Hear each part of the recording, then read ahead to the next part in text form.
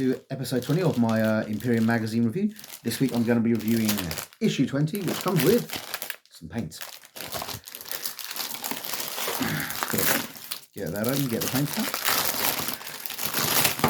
I'm a little behind, as everyone's aware. For those of you who aren't aware, I had some fun stuff over Christmas and some fun stuff after Christmas. That's out. Getting a new job, leaving the old job, losing the new job because it randomly vanished, getting a new job, doing training for that, having to get rid of one of my dogs because it attacked the other dog, and so on and so forth. And I'm still kind of playing catch up and then sorting out all basically benefity and stuff, because obviously you can't have a decent job these days, because that would be too much to ask. But anyway, I'm currently back at work and I'm currently doing catch up and trying to get everything sorted. Anyway, let's look at what we get. We've got 2 paints. Obviously, it's roughly a $5's worth depending on when you get them from, and you are paying £8.99 or £9 for it. So even though you've got some brilliant paints, you've got a corn red base, which is a nice solid red, not the best, certainly not my favourite. I much prefer the dragon red or the blood reds. But then you have Troll Slayer orange, which is a fantastic orange, nice and bright, nice and light, really good for doing mid-range fire.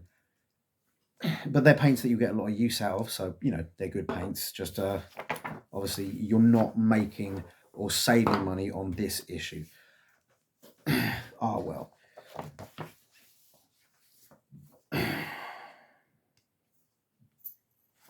And there we go. Right, as always, signed by our own personal pro painter Ian. And we have Ultramarines Strike Force. Like most Marine chapters, the Ultramarines rarely go to war in full force. Instead, they are divided into smaller strike forces, each capable of fighting alone and emerging victorious no matter the odds. Space Marine strike forces are at the forefront of the Imperium's effort to liberate the Pariah Nexus from Necron control. Yeah. Each Space Marine chapter is supposedly about 1,000 warriors, and is made up from approximately 10 companies. Obviously, once you start adding captains, lieutenants, command groups and command structures, it exceeds 1,000, but that's roughly the number. A lot of the time, the companies will rove around and they'll fight in company force. But the majority of the time, even a company of Space Marines in one place is overkill. And because they are limited on the resources they can throw at any one problem, they divide themselves up into battle companies, which is 50 or 60 Space Marines, or strike forces, or both. You might have 60 Space Marines going off and dealing with one thing, and the other guys divided into 2 to 3 to maybe even 4 strike forces going off dealing with various things. In some cases, a strike force can consist of like 3 or 4 Marines who've been sent to do a specific job and make a mess. And in many cases, that's all you need. On the gaming board, Space Marines aren't that tough, but in the fluff, they are one-man armies.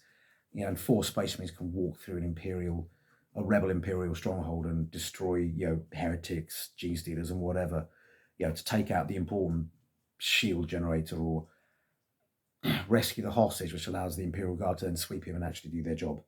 So that's pretty cool.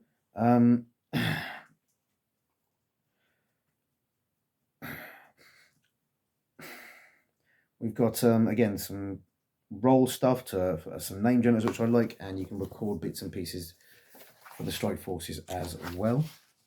And on the next page, ouch, you've got some names for you've got some stuff to fill in to build out a strike force. It's basically a Diddy army list. Your battle line squads, intercessors, assault intercessors, and then aggressors, outriders, invader ATV, which I think we're getting a lot of those. We're getting some of those in these magazines. I really hope so. They're amazing. and all various bits and pieces. Next, we've got the Necron Tomb World.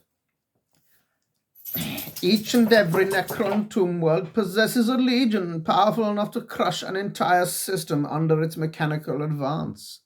Led by a Pharaon or overlord, these mighty forces are capable of suffering terrible defeats and returning once more to fight in the name of their ancient dynasty. Big shoulder pads. Anyway, again, this seems to be similar. Whereas the Space Marines operate in strike forces, you're writing down a portion at least of your tomb world and what's fighting for it. So that's pretty cool. And again, a name generator, which I like those things, and stuff to record a Diddy army list. Next, the Emperor, all impressive uber dude of the Imperium. It's got a basic description of the Emperor and of the Golden Throne. There's a lot of stuff that's gone out about the Golden Throne and the Emperor, and a lot of it's been retconned. You'll hear a lot of things about how the Emperor's really the bad guy. You'll hear a lot of things about the Emperor's really the good guy. It is worth noting that both those arguments are true and both those arguments are rubbish. Particularly if you read the Horus Heresy, you'll get views of the Emperor based on how both sides see him, and even in some cases how he sees himself. And it is worth noting that none of that is 100% true. It's all down to perception.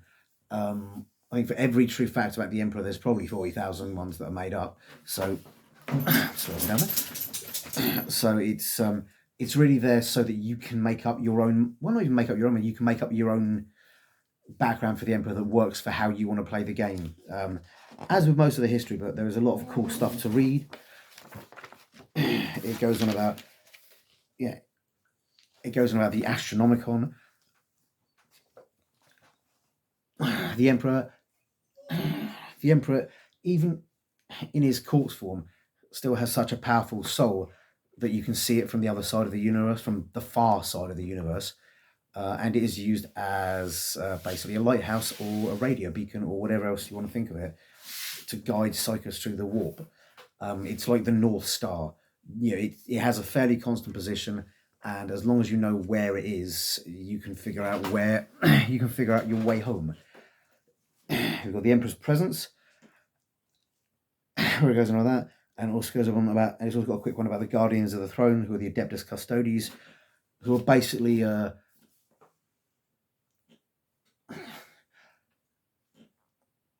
custom-built Space Marines. They're really cool. There's often the question of who would win in a fight, Custodes or Space Marines, and it really does depend on the circumstances. A lot of Custodes have been beaten by Space Marines, even in equal numbers, because each Custodes supposedly is a unique individual warrior fighting in his own way, in his own style, whereas the Space Marines are troops, are soldiers, and in the same way that Roman troops were able to beat individual warriors whose personal abilities far exceeded theirs, the Space Marines, because they work in rank formation, work together, are often able to put the pressure on the Custodes. That being said, one-on-one, Custodes are bigger, stronger, and better trained. One of the main reasons is a Spaceman goes through like a mass-produced version of becoming superhuman, with each Spaceman going through the same to get as many troops out as is reasonably possible for a Space Marine. And there is a lot of wastage, whereas Custodes, each Custodes is augmented uniquely for that Custodes. The amount of drugs they're given are measured specifically to the person they're making into a superhuman. The augments they're given are done in such a way that they are keyed to the Custodes' own genetic makeup, rather than being, with Space Marines, they kind of chuck it in, and if you live, you live. If you reject it and die or don't become a Space Marine, then tough.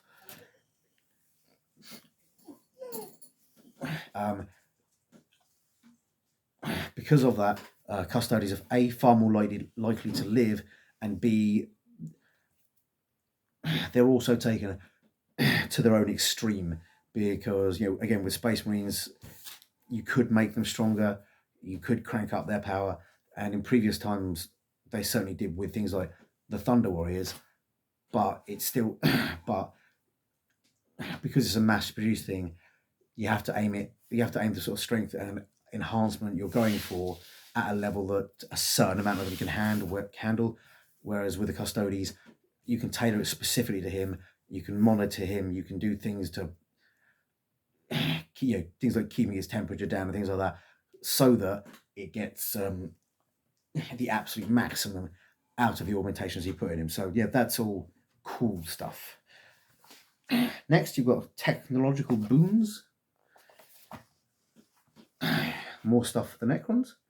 Chromatrons. Necron science has given birth to a myriad technologies, all far in advance of anything possessed by the lesser races. Nobles, Cryptex, and Necron Elite possess eldritch machinery that can alter the flow of time and turn incoming fire aside and transport entire armies across the galaxy. It goes on to describe chronomatrons, which affect time. You've got dispersion shields, and then you've got endless invention. It's basically loads of weird weapons. Nobody out-techs the Necrons, basically. Even some of the weirder stuff that the Eldar have doesn't completely out-tech the Necrons.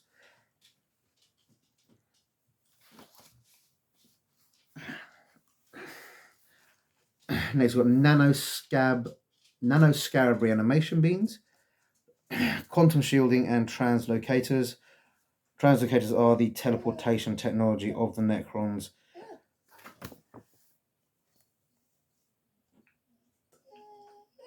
And frankly, even though they've got the power to bend time, the ability to move armies near instantaneously across the galaxy is possibly the most potent weapon. Certainly their scariest. Next, we've got how to paint. It's giving you more bits on your Primaris Lieutenant, and it's showing you how to do some master effects on your Sunni, which is cool. And then we have the we get into the battle bit. We've got a bit of blurb there to get you into the battle.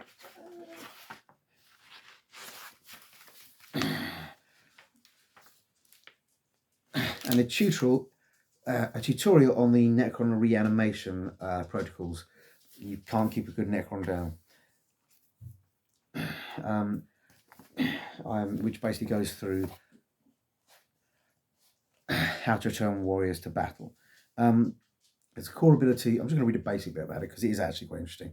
As a core ability possessed by many Necron units, reanimation protocols can be enacted several times in the same turn. This ability is activated immediately after an attacking enemy has resolved its attack, and any destroyed Necron models have been removed from play. In the fight phase, reanimation protocols always take place before the attacking enemy unit consolidates. Reanimating models can only be set up within the engagement range of any units that are already within engagement range of the units. So you can't reanimate into combat or out of combat. Basically, your Necrons die, you get a dice roll, and some of those Necrons come back. So that's pretty cool. In this one, it's got an example of 4 Necron. You've got 5 Necron warriors, 4 of them get killed, 2 of them come back, giving 3 Necron warriors, which is pretty cool.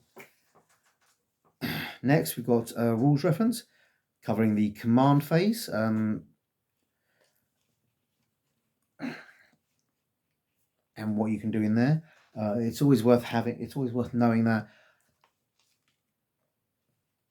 the command phase stuff rarely dictates the battle, but it can the things you can do can be powerful enough to change the situation. So that's pretty cool. Be quiet, dog. Be quiet. Go through the psychic phase for there, so that's pretty cool. Shooting phase, attack sequence, and covering your weapons types. So in this page here, you've got most of your battle phase, including some of the new phases. and then finishing off on that page there. So you've got 2 pages which you can take out and will guide you through the basic stages of combat. Next we have Total War, in which you're going to have 2 aggressors and 3 assault intercessors versus 2 Scorpec destroyers and 5 Necron warriors on the smaller battle map. So that's going to be a nice diddy one, and that's going to go through all the new bits you've learned, including bringing you guys back from the dead and so on and so forth. So that's all pretty cool there. And again, we've got the War on Cyphus, which we've seen advertised last week and the week before, I believe.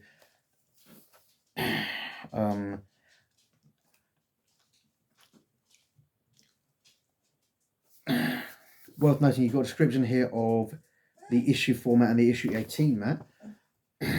This is the large issue 4 battle mat, and this is the battle mat that we are supposed to be getting now in issue 21, I believe. There were manufacturing delays, and it didn't get made in issue 18 as it was initially intended to, which is, you know, unfortunate, but they stuck a little bit in there, and if we're getting it in issue 21, then we're getting it in time to use it, so that's the main thing. Next, the back page. It's showing issue 21 and 20. You're getting Skitarii Rangers Part 1, building the Skitarii Rangers and a command phase tutorial. Getting Skitarii Rangers Part 2, painting Skitarii Rangers, and Skitarii data sheet. So that's pretty cool. And frankly, these are some amazing models. Just a word of warning, they are as delicate as some of the more delicate Necron models, if not possibly more so. So when you get them, be really careful cutting them out. Hope you guys enjoyed that, and I will see you next week.